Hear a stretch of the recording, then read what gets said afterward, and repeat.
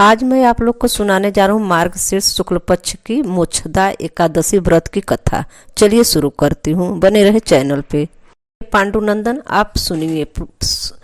इस विषय में एक अनुपम पौराणिक इतिहास में मैं तुम्हें सुनाता हूँ, जिसके सुनने मात्र से 5वें यज्ञ का पुण्य फल प्राप्त होता है। नरक में गए हुए माता पिता एवं अन्य परिवार वाले भी अवश्य स्वर्ग लोक को प्राप्त होते हैं।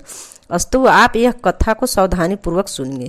हे राजा, पवित्र गोकुलपुरी में किसी समय पहले एक वैखानस नाम का राजा राज करता था। वह राजा अपनी प्रजा के पुत्र के समान पालन करता था। उसके राज्य में चारों वेदों के जानने वाले कमरिष्ठ ब्राह्मण निवास करते थे। एक दिन रात में राजा ने स्वप्न में देखा कि उनके पूज्य पिताजी महाभयानक नरक में पड़े हैं और राजा को देखकर प्रार्थना करने लगे कि पुत्र, कोई उपाय कर मुझे इस भीषण यंत्रणा से बाहर करो।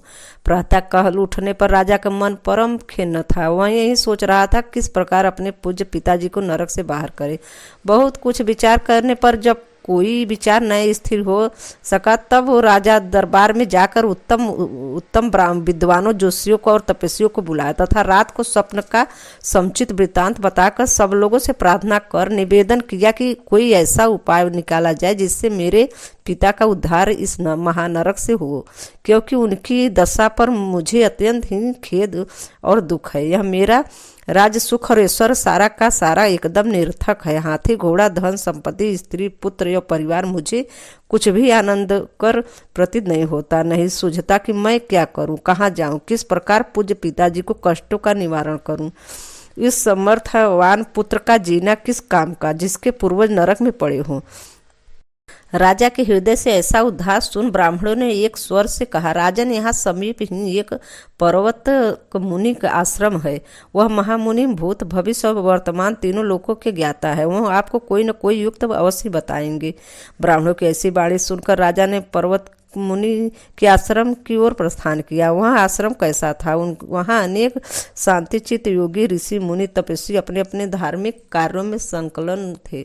वह स्थान चतुर्वेद ज्ञाता वेदज्ञों से परिपूर्ण था। ऐसे ऐसे महात्माओं से घिरे हुए पर्वतक मुनि अत्यंत तेजोमय, दूसरा है ब्रह्मा के समान ही दिखाई पड़ते थे। राजा ने मुनि को साष्टांग पर नमस्कार किया। पुनः मुनि ने आशीर्वाद देकर उनके परिवार और राज का सकुशल समाचार पूछा। राजा ने कहा, भगवान, आपकी कृपा से परिवार और राज सभी कुशल पूर्वक है। थी पर राजा के किसी प्रकार की बाधा या विघ्न नहीं है। तथापि कुछ मानसिक कष्ट इस समय अवश्य कष्ट दे रहे हैं। उन्हीं के निवारणार्थ आपकी सेवा में उपस्थित हुआ हूँ। मैं आशा ही नहीं, विश्वास है कि आप उसकी दया से भी दूर हो जाएंगे। अब आपकी दया से वो भी दूर हो जाएंगे। राजा के ऐसे वचन सुन वह ध्यान स्थित हो भविष्य की चिंतन करने लगे। एक मुहूर्त बाद ही आंखें खोल कहने लगे, राजन, तू अपने पापी पिता को यातनाओं से दुखी होकर यहाँ आया है। तेरे पिता कामवश अपनी एक स्त्री श्रित भंग किया था। ऐसे पाप के फलस्वरूप वह नरक यातना भोग रहा है।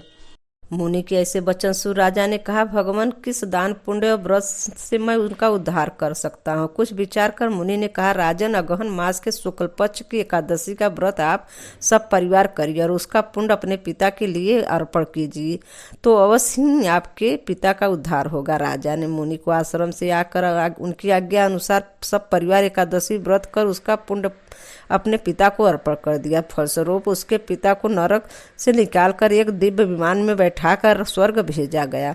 जाते हुए आकाश मार्ग से अपने पुत्र को धन्यवाद और कल्याण होने का आशीर्वाद देते गए। राजा ने इस मोक्षदा एकादशी का व्रत करने वाले को समस्त पाप नष्ट हो जाते हैं और वह मोक्ष पाता है। इससे बढ़कर मोक्ष देने वाला कोई दूसरा व्रत नहीं है। इस व्रत के करने वाले को क्या फल मिलता है, इससे मैं भी नहीं जानता। हाँ, इस कथा के मात्र सुनने और सुनाने से वाजपेयी यज्ञ का फल प्राप्त होता है। स्वर्ग एवं मोक्ष को देने वाला यह एकादशी व्रत चिंतामणि स्वरूप है। यह कथा आप लोग को कैसी लगी?